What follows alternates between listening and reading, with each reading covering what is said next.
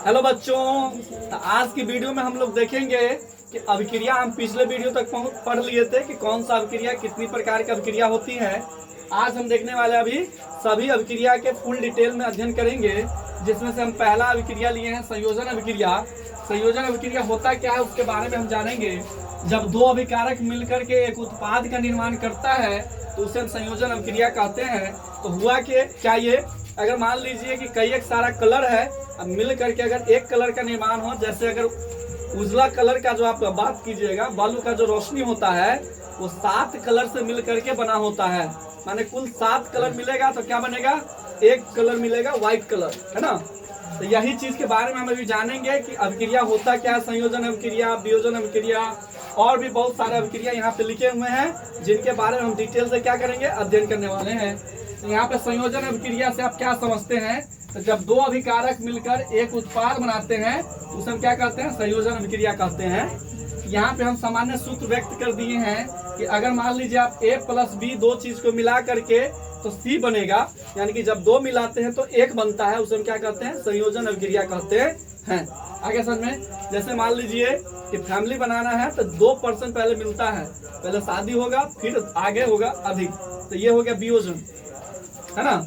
तो जब दो मिला तो वहां पे क्या कहलाएगा, संयोजन कहलाएगा। ठीक है, दो मिल करके एक परिवार बना लेता है ना, वो क्या है, संयोजन अभिक्रिया। आगे समझ में, ये बात सब अच्छा से आएगा।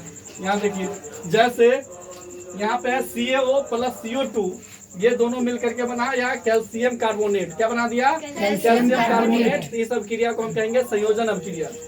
यहाँ FeO2 यहाँ क्या बना दिया, फेरस ऑक्साइड, फेरस ऑक्साइड बनाए। यहाँ पे क्या हुआ है, दोनों जुड़ा है ना। इस अभिक्रिया को हम कहेंगे संयोजन अभिक्रिया। यहाँ पे CaO + H2O, यहाँ बना दिया CaOH का होल ट्वाइस, यानी कि बुझा हुआ चूना।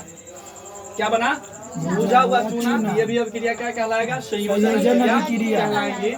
यहाँ हम पढ़ने वाले हैं वियोजन अभिक्रिया के बारे में। कौन सा अभिक्रिया, वियोजन। जिस प्रकार हम देखे हैं कि संयोजन अभिक्रिया में जुड़ता है तो वियोजन अभिक्रिया में क्या होगा, विघटन, टूटेगा। क्या होगा, टूटेगा, वियोजित होगा। तो वियोजन अभिक्रिया क्या है, तो जब एक पदार्थ दो या दो से अधिक नए गुण वाले पदार्थ का निर्माण करते हैं तो वियोजन अभिक्रिया कहलाता है। चलिए देखिए, यहाँ उदाहरण सामान्य सूत्र की मदद से लिए हैं कि अगर A टूटा तो यहाँ पे क्या बना, BC बना। A टूट करके क्या बना, BC बना। जैसे समझिए, यहाँ कैल्शियम कार्बोनेट है, कैल्शियम कार्बोनेट टूट करके क्या बना, CaO + CO2। यानी हम डायरेक्ट ये कह सकते हैं कि संयोजन अभिक्रिया का रिवर्स कर दीजिए तो कहलाएगा वियोजन अभिक्रिया। ठीक है, जैसे यहाँ पे भी कुछ हम एग्जांपल दिए हैं, आप लोग देख लीजिए। यहाँ देखिए आप, ऊष्माशोषी अभिक्रिया क्या है, एक उदाहरण दे। ऊष्माशोषी, शोषी मैंने सोखना, तो जिस अभिक्रिया होने के लिए हमें ऊष्मा की आवश्यकता होगा उसे कहते हैं ऊष्माशोषी अभिक्रिया। यानी रिएक्शन करवाने के लिए हमें ऊष्मा देना होगा, उसे हम कहते हैं ऊष्माशोषी अभिक्रिया। यहाँ देखिए, वैसी रासायनिक अभिक्रिया जिसमें अभिक्रिया के फलस्वरूप ऊष्मा का अवशोषण होता है, माने कि देना पड़ता है होने के लिए, उसे कहते हैं ऊष्माशोषी अभिक्रिया कहते हैं। जैसे यहाँ समझिए, N2 + O2 ऊष्मा के मदद प्रेजेंस में क्या किया, 2NO बना दिया। यानी कि नाइट्रोजन और ऑक्सीजन जब मिला तो क्या बना दिया, 2 नाइट्रिक ऑक्साइड बनाया।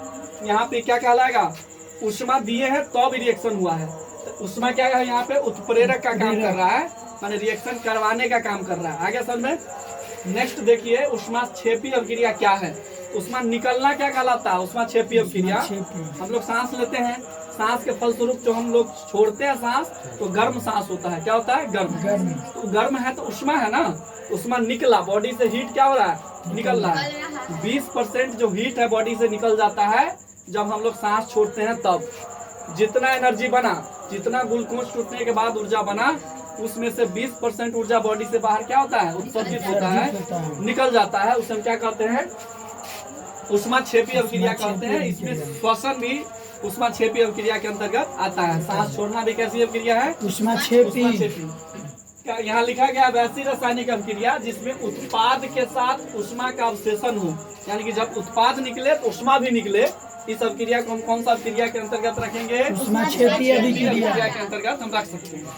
आगे देखिए, जैसे एग्जांपल हम दे दिए हैं, कार्बन + O2 CO2 + ऊष्मा निकलता है बॉडी से। वही चीज यहाँ पे लिया गया है कि हम लोग सांस भी छोड़ते हैं, यानी कार्बन डाइऑक्साइड छोड़ते हैं। इसके बाद उसके साथ और क्या छोड़ते हैं, ऊष्मा छोड़ते हैं, निष्कासित होता है या उत्पाद के रूप में, है ना। आगे देखिए विस्थापन अभिक्रिया का क्या अर्थ होता है, तो विस्थापन माने विस्थापित कर देना। एक होता है विस्थापन, एक होता है द्विविस्थापन। तो विस्थापन में किसी को हटा करके हम बैठ गए, उसे हम क्या कहेंगे, विस्थापन।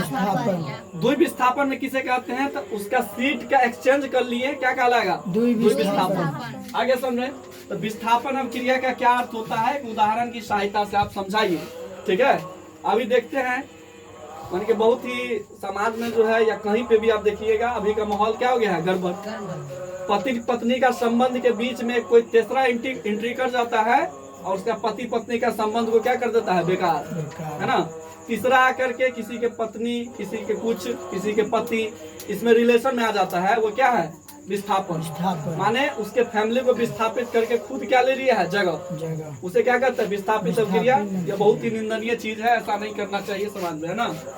विस्थापन अभिक्रिया का क्या अर्थ है, एक उदाहरण की सहायता से आप समझाइए।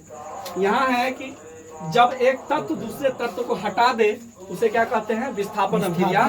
ऐसा कब होता है, हम आप लोगों को बता दिए थे क्या, क्रियाशील समूह, और उसमें हम ये भी बताए थे कि धातु कौन ज्यादा अभिक्रियाशील है, कौन कम अभिक्रियाशील है ना।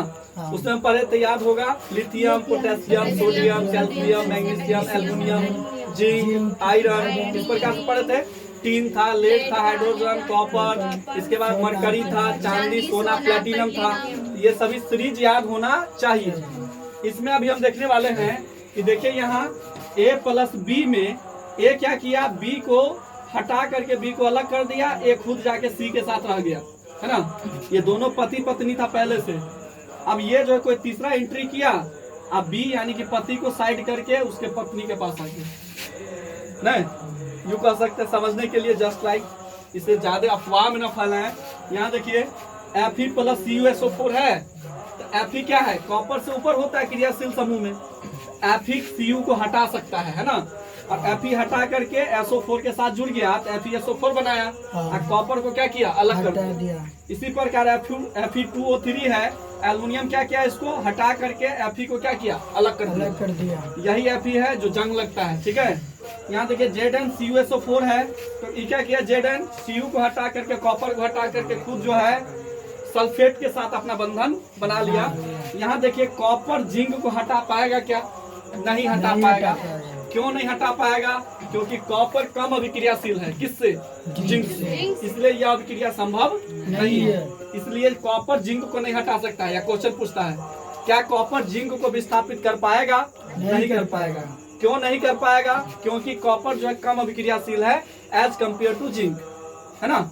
आगे देखिए धातु अम्ल से अभिक्रिया करके क्या बनाती है, तो हाइड्रोजन गैस उत्सर्जित करेगी। जितनी भी धातु है, कुल धातु की संख्या 93 है, कितना, 118 तत्व में धातु की संख्या कितनी है, 98। और धातु कितना है, 18, और धातु कितना है, 7। उसमें से जो है धातु क्या करेगा, जितनी भी धातु अगर अम्ल के साथ अभिक्रिया करेगी तो हाइड्रोजन गैस वहां से निकलेगा। अगर धातु क्षार के साथ अभिक्रिया करेगा तो OH माइनस आयन जो है वहां से विसर्जित होगी। तो ये याद रखना है कि कोई भी धातु अगर अम्ल के साथ अभिक्रिया करेगा तो कौन सा गैस निकलेगा, हाइड्रोजन गैस।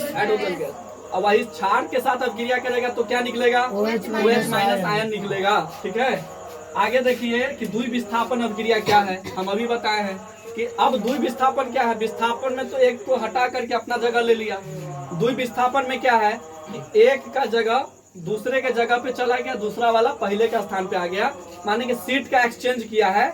ये ज्यादातर देखा जाता है कहाँ, बस में देखा जाता है कि आप मेरे सीट पे आ जाइए, मैं खिड़की के बगल में चला जाता हूँ, होता है ना। इस प्रकार का अभिक्रिया क्या कहेंगे, द्विविस्थापन।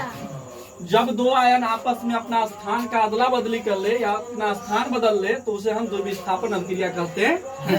आगे देखिए जैसे AB प्लस CD है, तो यहाँ पे A किसके साथ जाएगा, D के साथ, C आ जाएगा B के साथ, तो CB प्लस AD बना लिया। यानी कि इसके जगह पे वो, इसके जगह पे ये आ गया, यानी ये दोनों का जोड़ी था, ये दोनों का जोड़ी था, इसके जोड़ी के साथ ये, इसके जोड़ी के साथ ये आ गया, तो कौन सा अभिक्रिया कहलाएगा, द्विविस्थापन। एग्जाम्पल है BaSO4 माने कि बेरियम क्लोराइड और नाइट्रोजन सल्फेट के साथ अभिक्रिया कराइएगा तो बेरियम सल्फेट और Na2Cl2 बना लेगा, यानी कि नमक का फॉर्मूला बना लेगा। यहाँ पे तो कहिएगा 2 लगा हुआ है तो 2 कैंसिल आउट होगा। ठीक है, आगे देखिए नामकरण कैसे लिखा जाता है, आप लोग बहुत देखे होइएगा इस प्रकार से। तो कौन सा नाम क्या कहते हैं, किस प्रकार का नाम किस प्रकार से पढ़ते हैं, नहीं आता होगा। आज हम सिखाएंगे। देखिए Na+ है, +1 है, तो कहिएगा सोडियम में +1 क्यों है। तो आप एटम का जो स्ट्रक्चर पढ़िएगा, एटॉमिक स्ट्रक्चर, उसमें बताया जाता है कि Na का परमाणु संख्या कितना होता है, 11। पहला कक्षक में क्या इलेक्ट्रॉन भरेगा, 2 गो। द्वितीय कक्षक में 8 गो। तो 2 8 10 गो भर गया ना, बचा कै गो, 1 गो। इसीलिए 1+ शो करता है, माइनस नहीं, एक एक्स्ट्रा शो कर रहा है। प्लस क्या बताता है कि हमारे पास एक इलेक्ट्रॉन एक्स्ट्रा है। सोडियम कह रहा मेरे साथ एक इलेक्ट्रॉन क्या है, एक्स्ट्रा। लेकिन इसी के साथ अगर हम क्लोरीन का बात करें तो क्लोरीन का देखिए, क्लोरीन का परमाणु संख्या 17 है। तो 2 गो भरेगा पहला कक्षक में, दूसरा में 8 गो भरेगा, और तीसरा में बचा कै गो, 7 गो। 2 8 10 7 17, एक और इसको मिल जाएगा तो ये भी 8 हो जाएगा कि नहीं। तो इस सोडियम के साथ अब क्रिया करके नमक बना लेता है ना, NaCl। क्लोरीन की एक कमी है, सोडियम दे देगा तो 8 को पुर जाएगा ना, अपना जो फुलफिल ऑर्बिट को फुलफिल कर करके अभिक्रिया कर लेता है। अभिक्रिया इसीलिए होता है इलेक्ट्रॉन पूरा करने के लिए।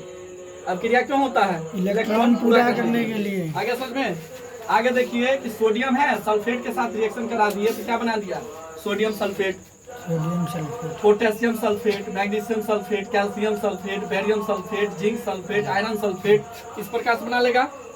अगर हम क्लोरीन के साथ रिएक्शन करा दें इन सभी का, तो sodium chloride, potassium chloride, magnesium chloride, calcium chloride, barium chloride, zinc chloride, iron chloride, इस प्रकार से अभिक्रिया होता है और नामकरण इस प्रकार से हम करते हैं। कोई दिक्कत नहीं, आशा है कि आ गया होगा अच्छे प्रकार से।